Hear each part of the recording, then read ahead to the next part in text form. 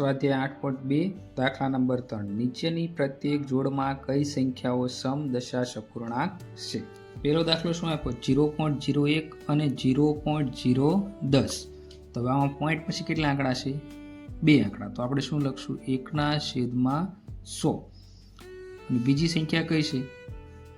0.010. તો આમાં પોઈન્ટ પછી કેટલા આંકડા છે? 3. તો આપણે શું લખશું? છેદમાં 1000 લખશું. હવે અહીંયા 10/1000 છે, અહીંયા 1/100 છે. હવે બંને જગ્યાએ 1000 લાવવા માટે આપણે કેટલા વડે ગુણવા પડે? અહીંયા 10 વડે ગુણશું તો ઉપર 10 વડે ગુણાશે, તો સંખ્યા શું થશે? 1 10 10. 100 × 10 એટલે 1000. તો હવે જો બે સંખ્યા મળી, 10/1000 અને 10/1000, તો બંને શું છે? સમાન છે. તો શું લખશું આપણે? 0.01 અને 0.010 બંને સમાન છે.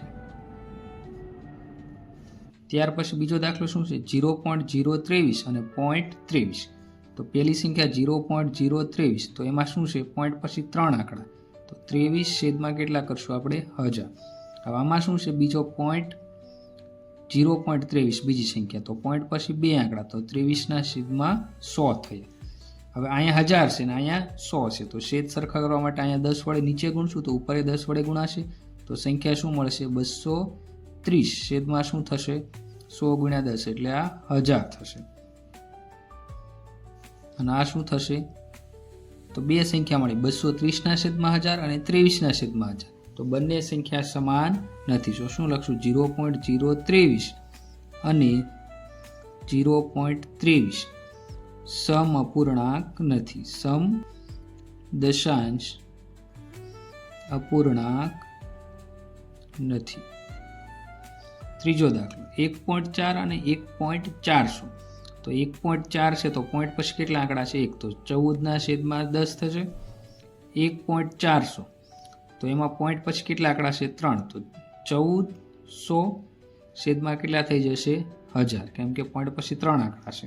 હવે જો અહીંયા છેદમાં 10 છે ને અહીંયા છેદમાં કેટલા છે? 1000. તો અહીંયા 1000 લાવવા આપણે કેટલા વડે ગુણવા પડે? 100. તો ઉપર 100 વડે ગુણાશે, તો નવી સંખ્યા કેટલી મળશે આપને?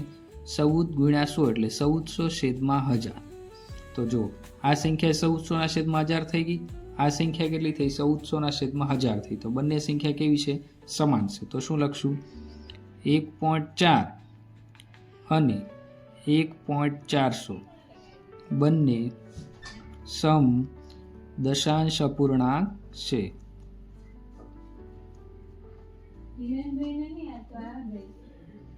ચોથો દાખલો 12.1 અને 12.01. તો 12.1 છે તો પોઈન્ટ પછી એક આંકડો, તો શું થશે? 121/10. બીજી 12.01, તો પોઈન્ટ પછી બે આંકડા, તો શું થશે? 1201/100. તો અહીંયા 100 છે ને ઉપર કેટલા છે? 10. તો અહીંયા 100 લાવવા માટે 10 વડે ગુણશું તો ઉપર 10 વડે ગુણાશે, તો 121 × 10 એટલે 1210 અને છેદમાં 10 × 10 એટલે 100. તો અહીંયા 1210/6 અને 1201/6, તો બંને સંખ્યા કેવી છે? સમ અપૂર્ણાંક નથી. તો 12.1 અને 12.01 બંને સમ દશાંશ અપૂર્ણાંક નથી. પાંચમો દાખલો 22.5 અને 22.500. તો આમાં આપણે શું લખશું? 22.5 બરાબર શું થશે? પોઈન્ટ પછી એક આંકડો એટલે 225/10. બીજી સંખ્યા 22.500, તો આમાં પોઈન્ટ પછી 3 આંકડા, તો 22500 છેદમાં શું થઈ જશે? 1000. હવે અહીંયા નીચે 1000 છે, અહીંયા 10 છે, તો અહીંયા કેટલા વડે આપણે ગુણશું? 100 વડે. તો ઉપર કેટલા વડે ગુણાશે? 100. તો નવી સંખ્યા આપણે શું મળશે? 22500 છેદમાં કેટલા મળશે? 1000. તો બંને સંખ્યા કેવી થઈ ગઈ? સમાન થઈ. તો આપણે શું લખશું? 22.5 અને 22.500 બંને સમ દશાંશ અપૂર્ણાંક છે. છઠ્ઠો દાખલો 6.02 અને 6.020. તો અહીં 6.02, તો પોઈન્ટ પછી બે આંકડા એટલે 602/100. અને 6.020 તો પોઈન્ટ પછી 3 આંકડા તો 60 20 છેદમાં શું થશે 1000. હવે અહીંયા 100 છે અને અહીંયા 1000 છે તો આને કેટલા વડે ગુણવા પડે 1000 લાવવા 10 તો ઉપર 10 વડે ગુણાશે તો નવી સંખ્યા શું મળશે 60 20 છેદમાં 1000.